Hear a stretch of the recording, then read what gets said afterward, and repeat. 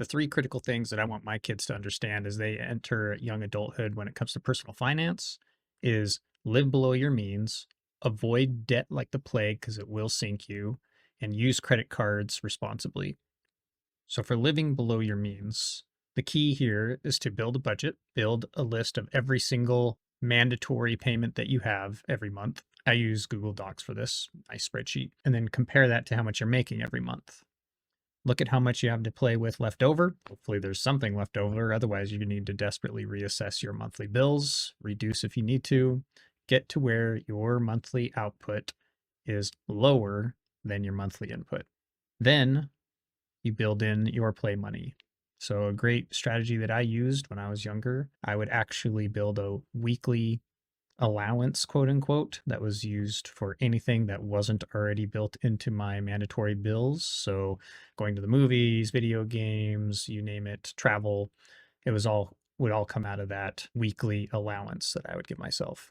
And I wouldn't go over that weekly allowance. And if I wanted something more expensive than that, I would save my weekly allowance until I built up enough to purchase whatever it was. This allowed me to ensure that I never spent more than what I was bringing in, and the remainder that I wasn't spending would be saved.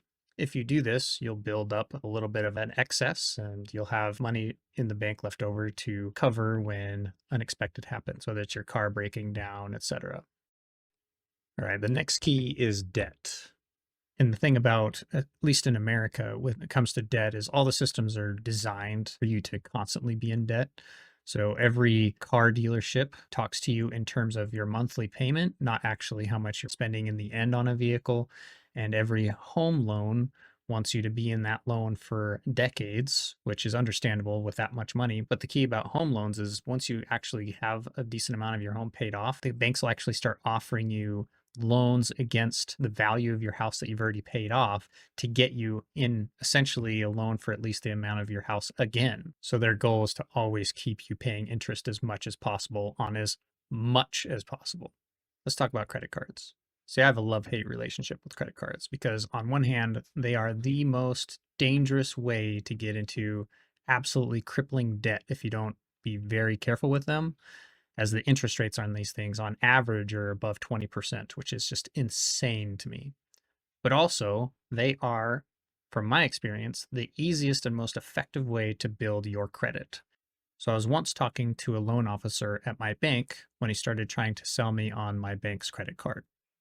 I looked at him in the eye and asked him if he had our bank's credit card, and he said no, he doesn't have a credit card at all, which was my mantra up until this point, is to avoid credit cards like the plague and never even touch them.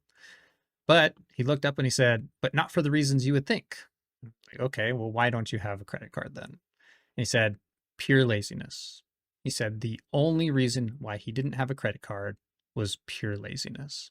So then he started explaining that if you do a credit card correctly, you get all the cash back and rewards without ever paying a dime in interest, and it'll naturally build your credit amazingly. So now he had perked my curiosity, and I was curious how you'd possibly set this up like this. And he said, if you want to, we can set it up right now. Your checking account will automatically pay the interest on your credit card every month before it accrues a dime of interest. Every month, it'll just pay it off directly from your checking account, and you'll never pay a dime in interest, and you literally just use your credit card as your debit card replacement. And not only that, but it builds an extra layer of protection from your checking account so that if your credit card information ever gets stolen, they can't just drain your entire checking account like they could potentially do with a debit card. So I took his advice, signed up for my bank's credit card, and it worked exactly like he said. It paid it off every month before accruing any interest, and I did nothing but build my credit and earn reward points. The only drawback is I'd have to log into my credit card statement to track all my spending and then go look at my checking account to make sure that it would have enough inside of it in order to pay it off every month. So there's a danger of overdrafting your checking account if you're not careful. Speaking of overdraft fees, this deserves its own mention because of how devastating it can be. Companies will often charge you in excess of $35 for a single overdraft event, and they'll do that for every single charge that they have once you're overdrafted. And companies have even been known to prioritize the high value item first in the, like, for example, in a day, and then hit you with all the little ones afterwards so that they can hit you with as many $35 overdraft charges as possible in that day. So that your maybe one overdraft fee that you thought you had, you're actually going to be hit with several and end up in hundreds of dollars in overdraft fees. So for my kids, if you're watching this, don't spend more money than you make every month. Avoid debt like the plague, especially higher interest rates like 5, 7%. Just don't do it. And use credit cards the right way. Use them to build your credit. Don't use them as a loan, or they will sink you. So now that we've talked about these critical basics, in another video, I'll talk about car buying, inflation, and investing.